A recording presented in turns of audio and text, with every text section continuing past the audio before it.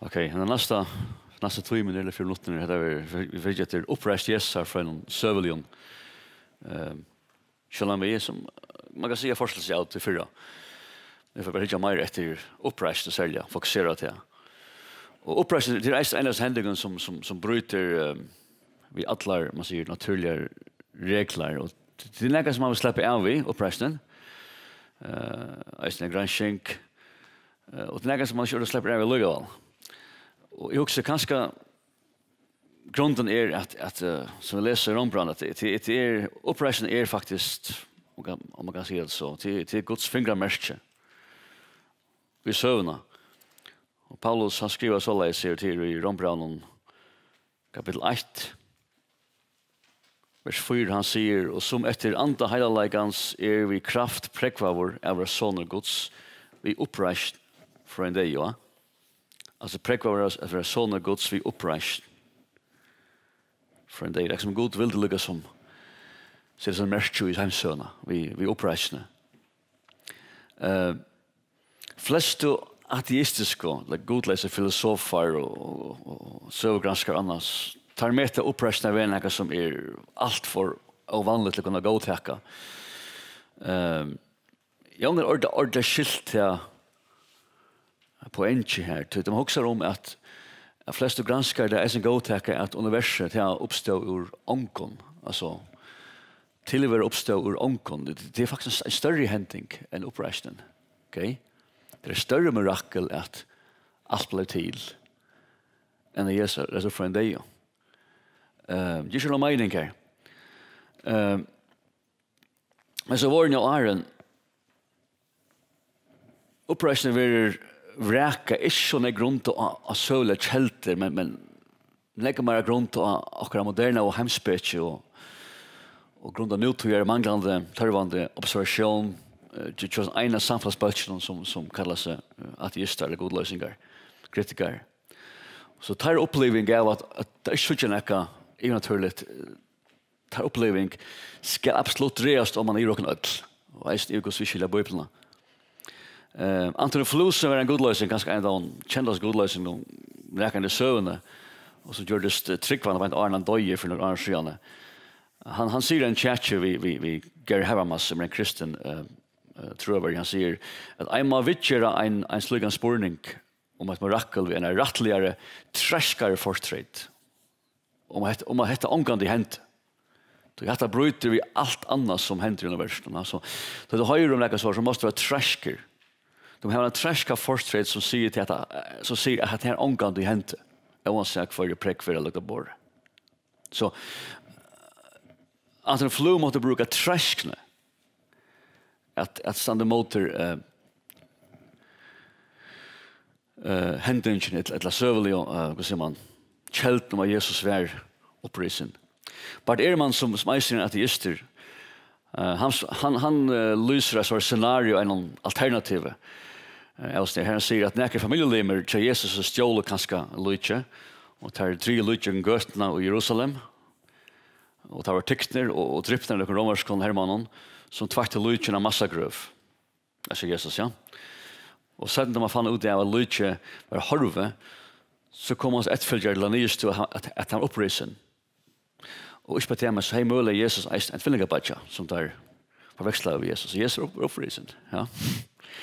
Och så att det är några sölhaltigas när nej. Tror man en sån här själver han säger nej. Är han klar att trycka sig sjö när helt upprisen han säger ja. Och det ser man bara att jag säger inte lyd om vidtjörde av sådana händelser som operation och jag tror som andal eventuellt. Jag var om stäffest av efter sölen kälton. Och så där var ju Morgan Eisner så pastorna kritiker att operation osannolikt till att ena så sölen kälta vid hemmafyrd att det som det var i evangelium. Ja, som var som började som en munlig kälta som apostlarna gav vidare till onkran som gav vidare till onkran Per och onkran Paul och sen Nabigva och såna syster och så onkran och så sist ända så blev ni skam onkran hövund då här vill det som kritiker sagt att en kälta som sjövant är olyddande, så hon växer vid tøyene, det är som att det är telefonspel, men problemet är att således fungerar överföring av tradition omgående. Gustav Hesar av Hesar slag av tradition. Information var omgående överförd från person till person som är känt. Hon var kontrollera vanliga längre tøy. Och man är omgående virst eller brukt eller skriva ner en grundläggande lärare som kom från en tradition som var överförd på andra maten. Det är omgående hänse. Vi vet det Gusman gör det vi information eller vi tradition i första åren 3 år till äsne. Men problemet är äsne innan det kritiska teorierna. Det här äsne avsägna. Lämnas äsne Debelius, en av de kändaste formkritikerna. Han påstod att äkna vittnen var det stegar ta evangeliums kältan var samla samman. Och testa kritikeren själva. Så att det inte bara tomma kritiker som bara få någonstans ifrån. Jag nämnde äsne för morgon att med kritiker så hällde man ofta att evangelien uppstod grund att det var praktika som man praktikar först så skrev man evangeliet baserat på praktikerna. Ända här en kritiken och vi gånger man att det var praktika till omboet han Jesus var upprona lir och det som man gör till och det som man säger. Så allt det som har evidens, bäg från kristna och inte-kristna sölen kälton lägger upp till att det är äkta vittnes händingar och att läraren Jesus är överförd och varvat efter tatujar bäg reglon och principen. Härnast så är det bara en kälta. Man ser uppreisen är baserad på nutjo gamlar ohäftar kälter, alltså nutjo kälter som är ohäftar. Och man kallar i utsett till för så där markfaltiga ohäftar kälter till så att akademiskt slängor som bygger på äkta vittnen. Och inte bara till att kältnar är gamlar. Det är första Korinthierbrev som vi känner öliga väl, kapitel 15. Kapitel 15. Och så också första Korinthierbrev till skriva en för omlai är Einald Trusch. Här är det bara Kristus granskar samförd om det. Och till en 20 år att han Jesus risen upp. Och jag skriver Paulus och läser vers 3, han säger «Tog I lärtikon som ett första test som jag säger teacher vi att Kristus stod för synder och skriften, att han var gärna att han reiste upp 3 dagar i skriften och att han var satt av Kefase och så av en 12 så han var satt av mer än 500 bröderna sen att heimon liva flest atler än näkre sånnager så han var satt av Jakobe så är ötla aposteln och sista ötla var satt av mer vigen ofullborna fostra kalla. Ja? Han skriver 20 år att han Jesus är risen upp. Så är det näkre som spekulerar om att det är en munlig överföring. Alltså att det inte är som Paulus säger att han fick han från aposteln ta han var i Jerusalem några 18 att han blev kristen. Jag vet inte vad de vet det som grund av det tekniska mal som är brukt här av det grekiska. Så vi tar nekva kjelter, vi tar flere åhata kjelter, vi tar gamla kjelter, vi tar eisen hvordan man överförde sådana kjelter så det var att kontrollera och varvaktar. Och det som Paulus vill la här på det är att det är nek vittner. Du har apostlarna, du har Batja Jakob, du har Onnor, du har eisen 500 bröver. Och att här vill det nästan helt, Sibel 500 är vill det helt att här är det som händer i Matteus 28, här är fjällen, här är mötet om natter i Galilea, här kommer alla samman. Det är inte av fjällen här i Matteus 8 att det är för hemma, så här möter att så lär sig en natter i Galilea, känner ni? Om det här det händer, här kommer alla möjliga samman. Och så möter natter i Jerusalem, sätten i natter. Men det är en tog här möter alla 500, eller 500 lärsvänner sen. Till Iveles i Galilea, alltså fjällen, här det händer. Och Paulus är nekrast till livet än han skriver det till brevet i Einald Trusch. Och det går vi göra på ett. Uppreisen man kan säga uppreisen till en trupelage för en nekvar vantryggande granskare. Och ta prova att finna några alternativer. Alltså nekvar naturliga förklaringar på det hela. Så spår vad säger granskare om det här. Flest har trobelagen är att uppreisen är också väl stävfäst sövliga. Det är också som kälter gossier. Och det är så flesta granskare samtidigt, bäg Kristus inte till att Jesus var helt sig lagt till en gröv till sövligt. och att gröven gjordes tom, det var tom, det var nästan också samförd och han så lär sig att så ett eller annat som det tror var Jesus. Att det är sövlig ting, att det är sövlig fakta. Med de flesta granskare det, tryggvande lich. Så Jesus var lagt i en gröven var tom och tar så ett eller annat han. Flesta granskare vill det vara vi på det, men det är tryggvande lich.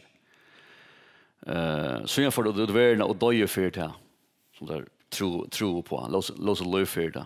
Och till att några som granskar också med det så fallet någon att kvar för några man ser ut och dodja för några sånt där kanske helt till visst över likt. Alltså jag ville kanske löv för några som var full samtro, fullkomna samtro, ja. Och till att några som helt där har varit väldigt tro i som det där är väldigt tro att Jesus reser upp. Jag kallas Habermas, han är kanske huvudgranskare innan den öknen. Han har hukt inn i mer enn 1400 kjelter om oppreisene. Hans analyse av at han stedfester at 45% av den granskaren det er virkjent at Jesus var lagt til en grøv, og grøven var tom. Ja. Så 45% av granskaren er samfunnet om at det er så, ja. Og det er tvær faktorer som er viktige. Ett er toma grøven, til det første. Den nästa till nu brukar ordet framkomman, alltså till att Jesus visar självan åter. Här spelar är viktigt. Så toma gröven och framkomma att det tvär huvudfaktorerna just ner. Så vad säger granskare om det hela? Här är en kallas E.P. Sanders. E.P. Sanders är en av de största söler till lokalen. Som jag vet man det är det, han är helt gammal. Han gör en PD ända som 50 år gammal. Flyer PD. Han är en agnostiker. Han tror han inte en tryggvande människa, inte en kristen människa. Men han säger att kristendommen har inte evil vid första århundra utan trunna och uppreisna. Okej? Det var uppreisna som gör att kristendommen kunde evil leva. En av de Cairns, en kritiker i halvdelen ateister, han skriver Høtt lærs han ikke være pura sannførder at uppreisna Jesus var en verlig henting, så vil de ingen sankma være til det. Ja, ateister. Men det var nejot. Debelius som nevnte Johannes sier, da Jesus døye, og han helstrykvande Debelius, han sier, da Jesus døye, høttar ånga viss om Jesus oppreist. Altså, det var brivist deg. Jesus døyer og nu slått. Og så sier han, akkurs måtte vi være hent i middelen løying Jesar og da sank man byrjar. Akkurs hent det. Det er man kan det är man helt vis. Akkur skjer arbeid. Akkur øyelig og vanligt. Annar. Det fører til Bultmann, som nevnte Janne. Han vil en reisning at lærersvannerne helt oss, eller tro at hørte se Jesus ved at han oppreisna. Luthemann, han er en øyelig kjent tysker til lokker, ateister, og han skriver at vi kunne råkna det fyrir søvelet av Peter og apostlarna hadde opplevelser av Jesus etter hans deia. Her er visse fyrir dem. Men han er ateister. Vi kan råkna det fyrir søvelet av Peter og apostlarna hadde opplevelser av Jesus etter hans deia. Her er visse fyrir dem. Men Paula Fredriksen, hon skriver så leit som sier, jeg vet at etter tar ekne åren, så hadde jeg sett han resten av Jesus. Det var testet skjøttet. Og så gjør han alt sølet evidens stedfest her sannføring. Så sier hun videre, hun ikke stikker henne selv. Hun sier, jeg sier ikke at jeg vil så Jesus. Jeg vil egentlig steg arbeid. Jeg vet ikke hva jeg så, men som en søgranskere vet det, at jeg må ha seg akkurat. Og til en bunch av oss nere utsøkene fra granskeren som slett ikke trygg var, men som baserer på det her var kjelt og granskning. Det kunne ikke av nok til å si tro i tingene. Jesus var drypen, Jesus var lagt til en grøv var tom, og det så et eller annet. Det er alt søvlet fakta. Så hvis man er en granskare, og man kjenner tilfære vel, og man ser heltene, og man ikke er en tryggvantig, og man ikke er så positiv i fire oppreisen, så ser det ikke godt ut. Men her er sindre av arbeid, Jerry, skal man rønne et arbeid mot. Så det her man røyner å finne noen, så man stedet for virkende fakta, så må man heldig finne noen alternativer. Hva hentet i stedet for det? For jeg kan forklare at alt det hentet, men at Jesus ikke reiser opp. Og her er flere sånne avstøyere, hypoteser. Og det eldste til den her, at det till det avstöj till tampastorn som säger det att onkel stjål lite Jesus, alltså onkel förska i steinen och stjål lite. Och nu tror jag att kallas Reimar som levde i 16 öl där han som säger kommit till påstanden och nu tror jag att lärs van en själver stjål lite och sprätte lykten att han uppsteg. Och tar ända mal ser han vara gerast 8 människor i en nya religion och gerast rike på skjorte. Det hans teori. Och det var nekva sånne teorier om det tog nere 16 ölt. Och det var ikke den første. Det er riktig om at lærs fra stjål Luigi var langt fremme i første rundtra. Vi leser om det Mattis 8. Jeg gjør at han spøytet det riktig ut, at lærs fra sjølver hadde stjålet Luigi Jesus. Josepius, som er søskriver, en kristus søskriver, han skriver 3 rundtra. Jeg gjør at han kunnkjørt til liktene i øtlen byen og bygden i Israel. At Luigi var stjålet. Men i det här var så att alla granskar flesta gossar har räkat till Rina och helt inte. Att det lärs man blir inte richer operation. Där måste loja för det och där goes loja för det och verkligen men så ska fylla lära yes här till blue stack rika personer. Det är att näka, det blue stack rika personer. Det är en person i valt. Det är en person som får success i livet. Så att det fylla Jesus det är livet så här som simpelt. Och till livet för det. Så det är helt självt. Det är självt. Jag vet inte kitchen Josh McDowell. Han ska nog säga böcker Eistum att det. Josh McDowell är en stor granskare men han var en förande ateister som läste och han är en mastergrad och han börjar se sig in, han börjar granska sig uppreisna vid det enda mål av målpräck för kristendomen. Och istället blev en kristen. Han tog vid trunne grund av solen präckfull. Han skriver flera böcker om det här och det här är det ganska inte nu först. En av det evidence that the man's are verdicted fair böcker, nog tjockar. Och en bok som heter He Walked Among Us, det är om solen Jesus, öliga bok. As operation, the resurrection factor och evidence for Christianity först det kom allt här i det men här lägger tillfälle för efter. Och utan boken här vissla vitcher han så Tom och Grona och truly väl. Att detaljerna är upp där nummer och det är nekvar. Som är boken gamla man kommer vi är som man det är nog så gott tillfälle för efter. Så flesta granskar där är samtidigt att gröven hon var tom i ankrar grund och det var nej för sig allt igång för sig kristendomen igång och till det är stark så präck för dig ser man nästan och hennes eller fire som för emotias när så tror jag se att gröven inte var tom en så för emotias det är bara Carnley han nämnde Janne han är just om präcken för Tom Gröven är så gå korsne. Ja.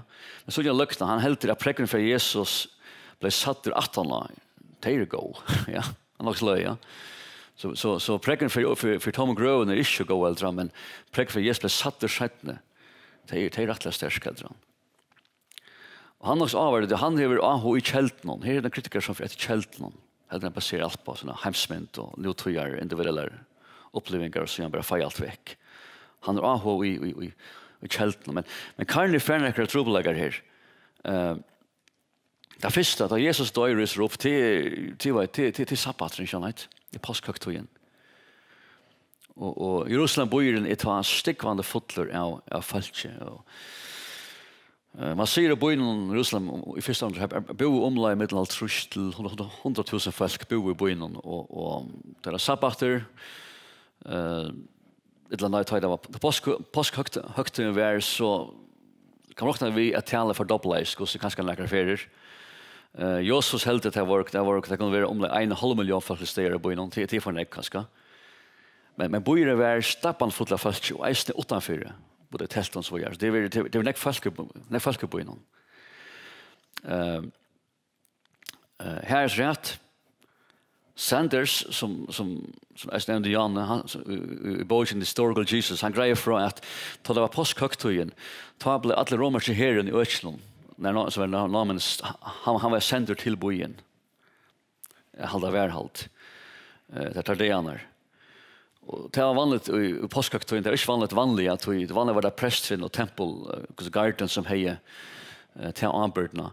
Men under påskhögtiden så kom romersk herren och heje tamerhalda av støven. Det är ofta här som upprastor kunde föra fram akkurat under påskhögtiden. Det har hänt flera ferier och nekfolk var bedripen, så det är viktigt att hålla tamerhalda. Pilatus säger äsne, finns jag också riktigt rykte. Han klarar sig, han kan inte hålla kontroll av landen, så allt måste vara perfekt. Så det var på spänlig point. Och så är det etter påskhögtiden, det är sabbater, det gästliga gröven här. Och under sabbaten måste så sen nästan inte göra. Det är amerska gå längt att kunna gänga, och du kunna bära näka, och så är det när man vill luk med ljötar. Man nämmer inte näka däkt utav dem, så är det oreiner. Och du får sjåan inte. Du får självan inte tan leir dagen påskhögtiden med folknen och med vakten och träna luk och göttan. Det gör man bara inte. Det gör någon mening.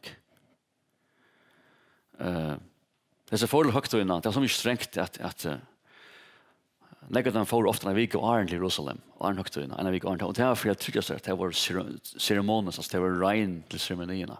Så det är inte det nummer, det är helt så regn, passar öjla väl på. Boka sig tält om det får sig ut kanske. Hvis det var oregn, hvis det noen nekka som helst, en det lamp, et land, også var det av naturen, av mennesker kanskje, så var det oregn, det var skiten. Og altså det noen blir skit, ja, så om man kunne være oregner, så kan det ikke komme.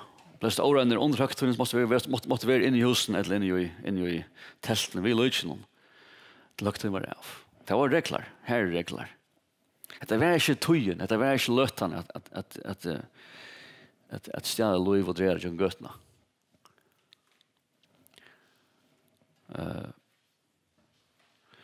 Så trobladjen, hvis en påstand og kjøyøten og Romaro sier at tøyen lykket til solen kom opp sånn morgen, det var sabbater.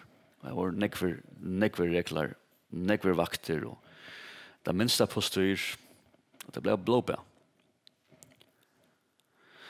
Nu, Matteus sier eisen, han legger til at det var romerske hermen av hver aldri utenfor grøvene. Og til bare Matteus som skriver til vakterlig. Og til at man heier mistanken om at Luigi kunde kvarva. Det var det som Jesus pratika. Det har sagt av den. Man visste jo om det. Og det var bengre for at det kunne bli stjålet. Det er bare omtala i Matteus, og eisen sett i Justin Martyr i 104. Da han tjekkas ved en gøtas kallas Trypos. Trypos var en kjente med over da. Og nekv ivas til meg til ettfyrande, til at det bare er skriva av, det bare skriva til av Matteus og Gunnar. Man kunne vel ha sagt at det er bare en som nevnte. Er det så allydande? Hvis det var flere, så kunne det være her, det er overfor Kjelvis, Johannes er nevnt kanskje, og Paulus, så kunne det være bare Matteus, er det så velgjende og allydande. Jeg halde enda det heter grunden. Matteus var skriva opprunelig av en jødisk sammenheng, og selv om det var atla til å release og at sirkulere mellom eisen kristne hetninger, så var det kanskje flest de mest jøder som låste førsten. Det var særlig problem med jøder i begynnelsen, og det var kanskje særlig atla til jøder reisende. Her tror jeg at eldste kjeldene sier at Matteus har skrivet av arameisk eller hebraisk og malet. Det var nekk tjekka som at det, om det passer eller ikke. Nekk halte Matteus har skrivet av grisk og bra. Men problemet er at ordkjeltan, da snakker om evangeliet som det var pratika først og EU-først først med jøder til vi arameisk, ikke vi grisk. Det er det malet som Jesus tog seg, det er det malet som apostelen tog seg, det er arameisk, det er ikke grikst. Men vi vet at kristne hadde langt evangeliet og grisk og langt veltrusjonen. Så evangeliet eksisterer begge arameisk og grisk og langt veltrusjonen. Og jeg nevnte i morgen Papias, som skriver enden av første arhundra, og han nevner Matteus evangeliet. Han legger upp till att det existerar bara griska, men det är ju hebraiska mal, barnmalen. Han sitter flera som översätta Matteus från griskan till griks, men ger det själva väl. Baukas var förmodligen Arsen, han säger kallt han säger det att hvis jag läser grisk här så märker jag Papias, så märker jag inte det att folk översätta Matteus från griskan till hebraisk eller arameisk eller annat. några mal i livet. Att det mest bara att det var flera evangelier som var skriva efter Matteus som var översatt till normal. Och man vet att det är så evangeliet det var så kallat Nazarera evangeliet texterium som tog i första rundan. Och det är en check om det evangeliet är men det visar sig att här är samma evangeliet som Matteus men arameiska mal. Arameiska mal. Och här är chatcher Nazarera evangeliet ett evangelium som är översatt från Matteus från grekiska arameus eller Matteus och Nazarera evangeliet tidigare från som och kältene som faktiskt är Matteus alltså som arameiska kältene. Det är också avvärst. Så inte förar för Matteus och Bruno av ett arameiskt evangelium. Och det som avvärst är vissa Lukas, Johannes och grekiska mal att skriva av tar evangelier och Markus eisne att här var romerska vakt utanför grövarna och här var insikt eisne vi insikt Jeroma och här kom en angel från Gud, en jødisk angel. Ja, jødisk angel. Vakten runt veck och han bröt insiklet och Jesus upp. Så det var en krukserkläring mot Rom. Angelen skriver här nere grekiska och cirkulerar det. Det är så att alla kristna i stora vanta. Men hvis du skriver det ner i arameiskon mal och det cirkulerar med jötar så är det helt annorlunda. Det kommer ut. Och tror det är en mening att till bara Matteus som hävdar det och till inte hinner. Det var så visar. Men det är inte att andra visste om det. Lika vad gör jag bara inte. Så hade rätt till Thomas Groven. Flest är samt om det. Att en tom gröv en lydje var stjålet till ikke snakke som kan stafestast. Og flest har ikke avstand fra det eiste grunn, akkurat grunn av søle detaljer som heter. Andra påstander som prøver at greia fra at det ikke reis opp, men det var andre bare naturliga grunder til at vi trykker på at her. Det en påstand som kommer ut en för i 18:e öld jag ens på Strauss från tyska teologer. Och han tog fullkomlig avstånd från att liksom Ramaro säger det var för en expedition ut i. Strauss kom vi avstånd och påstanden om att det första kristna det var sån ölla harm om att Jesus var där och crossfester. Han var stor lärare och han räknas som Messias och det som hände är att Jesus blev huggad på som en tappare. Han dog i en kross, ikke sant? Och det kristna var det stående att tar Mastar, tar Messias var en tappare. Och det så gör det är för texten, därför läsa Gamla och Salmanar och Jesaja och till läsa det lömmer sig salva i Herren så han ska dodja, man ska äsna komma att det livs. Och det är textreisen. Så det är så, hej, kanske vi kan bruka så versen och bara bruka jødiska texten och påstånd att det är Jesus som akkurat det är som marsjen han är faktiskt upprisen. Vi ser på att det är profetier om han är upprisen. Så man kan säga att det klantar till upprunliga skapet vid en helt en hotätje.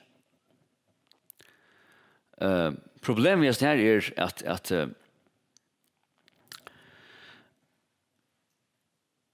lukka fram og hvis det her passer at det første kristne får etter teksten av Kanada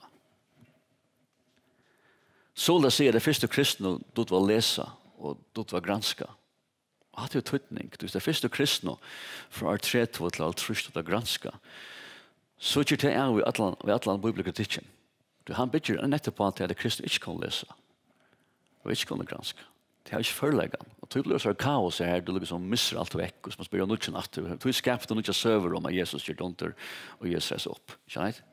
Det er heller på ikke. Hvis det kristne var så vel fire til å gå for at tekster, og lese, og granska, og tolka. Tolka var nesten mulig av det, og det var vel lært. Så sier det noe helt annet kristne, hvis det er andre. Altså, ikke for at han er veien, hvis han er kritiker, for alt er veien ikke. Og det er det som er sin strafstjer. Det är kristen du har läsa. Det du har granska. Det du har tolka. Men det är något annat här ästna. Det är att det lägger sig upp till. Det är att det är profetier i Bibeln. Lägger sig upp till att det har missbruksskrifterna. Det är inte att jag prövar att finna en förklaring från Bibeln. Det är ganska mer att det har lyst till stäffest det som hände att Jesus reser upp. Och det är ju lite hört Jesus tog som det från skriften. Det läser vi inte. Det här det kom från. Inte att det är för en atter har funnit det här och några texter vi kan bruka för att utspinna nya söv. Ja, det är inte det som är rent. Det är möjligt att görs ta det så kött. Men till jag vet att texten han är stämfäst det som hände då av påsken. Då Jesus reser upp.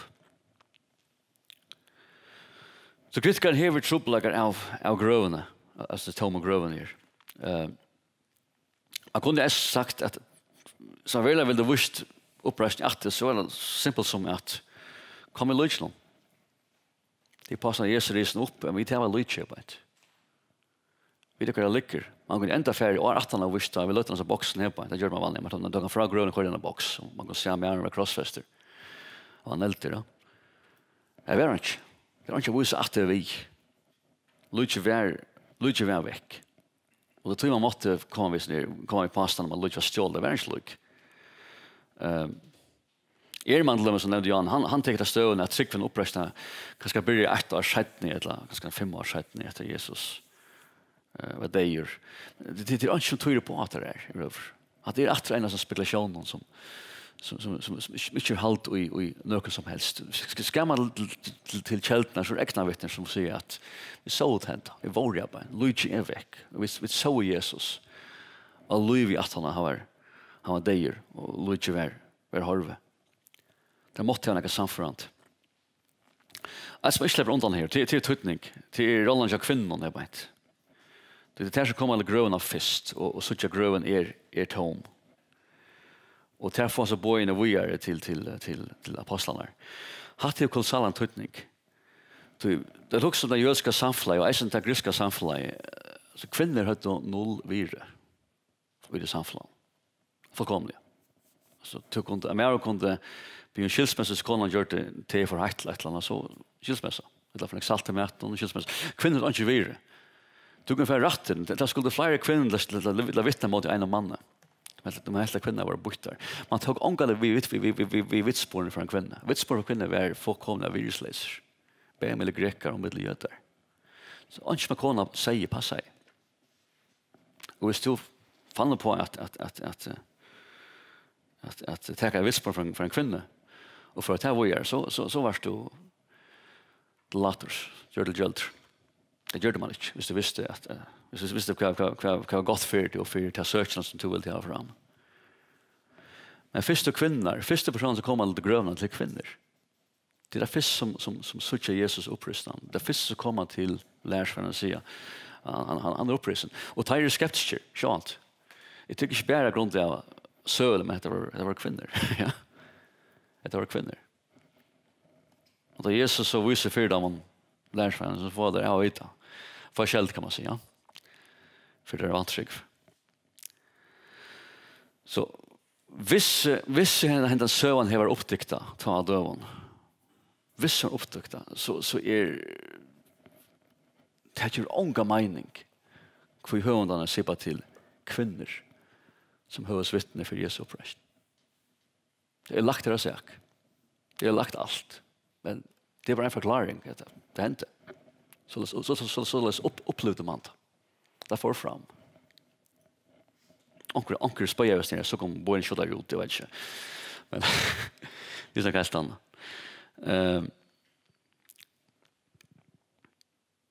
Det lukker vi beint. Sommer at just det her var rundt at Meggle Modiasen her, ved kvinnen særlig, som det Richard Carroll, han påstender at kvinner er det mer av vire, men i samfunnet. Det passer bare ikke. Hvis du leser gamle kjelter, det er ikke veldig litt. Så man har problemer i oss når reisene. Lukker vi her. Som er påstående at jeg lukker finne det her. At det er 2 bølger. 2 bølger i Jerusalem og balken i Galilea. Balken i Jerusalem av kristen, han bygger på Tom Grøvene, og balken i Galilea bygger på at Jesus satter, altså sjånar John. Men tvær balkar. Og sedan kom det skjermen.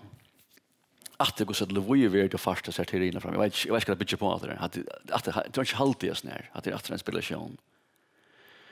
Men problemet er ved sånn her at hovedsatt i kristendommen til Jerusalem fra begynnelsen av. Jerusalem, det er ikke Galilea. At han Jesus risen opp, ta Jerusalem hovedsatt, kan man si, eller mistøyen i kristendommen. Allt avhänger av apostlen. Jag måste kvar det värst. Om det är Galilea, det är Judea eller Jerusalem. Allt avhänger av apostlen. Det ger inte någon mening att det.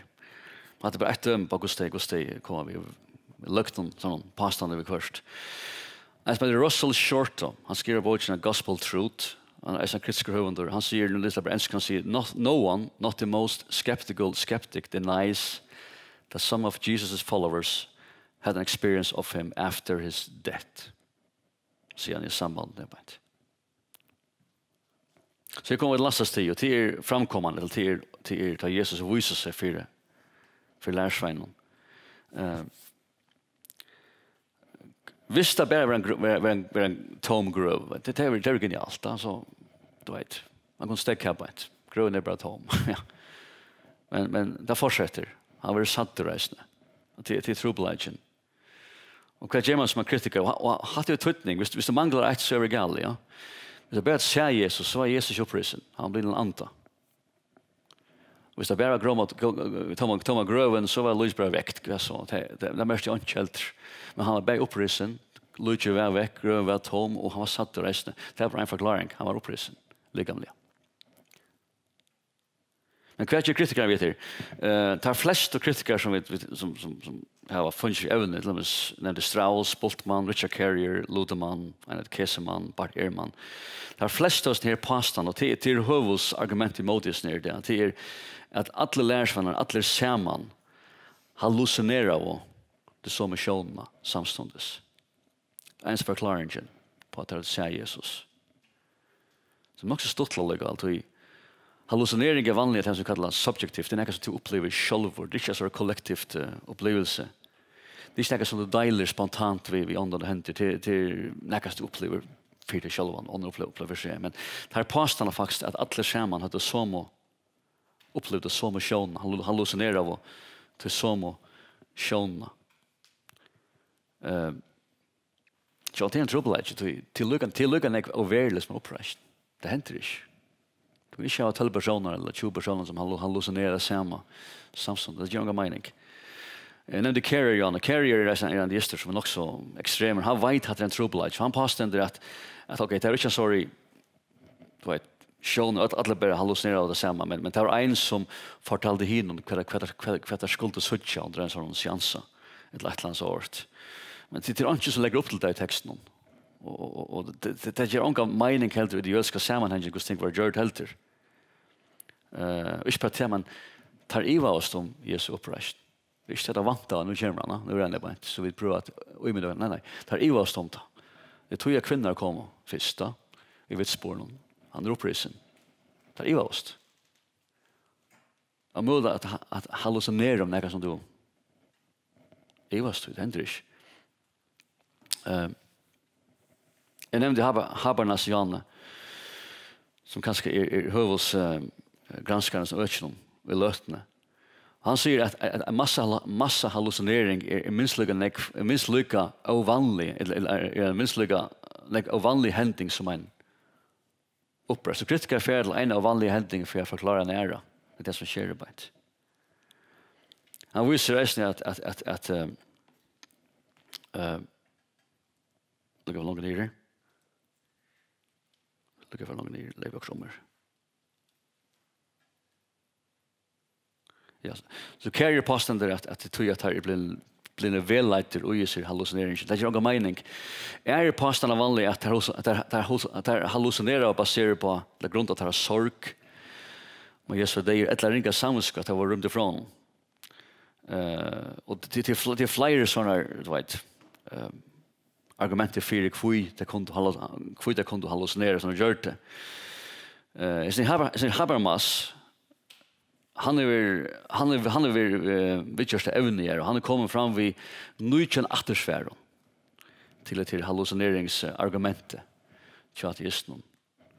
Nykän grunder till att det är påstående inte helt. Till dömen så nevnte jag att hallucinering är något som är subjektivt, det är något som du upplever själv, det är inte något som du delar spontant vid näkran annan. Och vi är att hallucineringar ger vanliga omgående näkra mening. Okej? Jag tycker fulla mening att show Jesus samman. Hallucineringar ger vanliga omgående mening. Det är inte konkret målvis här att hallucinera näka. Men det var det här på, det var mening, det var målvis ner. Och så att sedan att hallucineringar omgående tänkt att sorg eller motlöse. Att det är viktigt då. Det är husargumentet. Det var chatter motlöse så vi är. Ringa sammansko. Hallucineringar omgående tänkt att sorg och motlöse. Men ganska övrigt att hallucinering är tänkt att en person som är mer till att klara i hötten, han är vätchen i hötten. Och han kanske hellre stövande att han manglar mät och svövn. Så är det att hallucinering är tänkt att personligheten. Att han så i Jesus här, så passar han inte av sånt att det var klar i hötten, det var en steg att det var här kan dräcka och äta. Och vi tar alla personligheter. Och likväl så hallucinerar alla akkurat som händelserna. Hatt det affär för en eller hatt det att förklara en av vanliga händning när är av vanliga händning. Okej.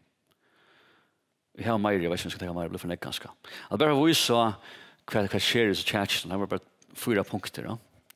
Man kan bara visa vad Jesus upprätt andaliga var fysiskt. Det är ett check här. Reisen upp andaliga, reisen upp fysiskt. Det är skriften att det är en tom gröv. Det är likande vi gör. Det är inte en ante som reser upp. Det är en likande uppreist. Paulus säger att andaliga likam, det är något helt annat. Det är så andaliga likam. Men här är det ävne som man kan fära. Man kan fära till. Så håll det i djävus det vant. Och må god sikna till nöll och sikna årsut och evangeliet och så vidare. Så säger amen.